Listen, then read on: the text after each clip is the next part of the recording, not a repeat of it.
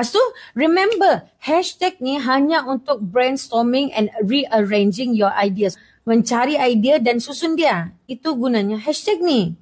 Tapi bila menulis, kamu kena balik kepada formula binaan setiap perenggan. Contohnya, perenggan 1, saya guna ini.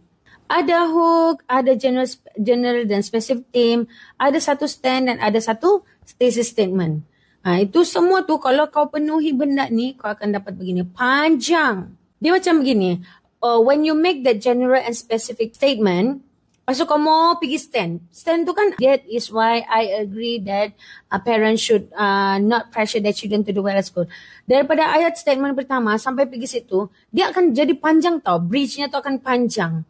Jadi kamu kena carilah macam mana mau berbasa-basi untuk kamu sampai ke arah parents should not pressure their children to do well at school. Gitu. Okay? Jangan lupa belajar macam mana mau buat thesis statement. Thesis statement tu berkait dengan hashtag tadi. Okay. Contohlah kan, ini kau punya hashtag.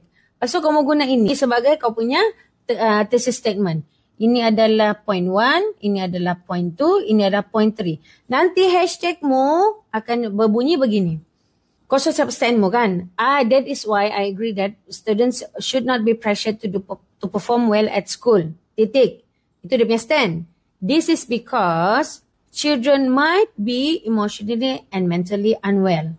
Probably they will also become dishonest in their attempt to perform well at school.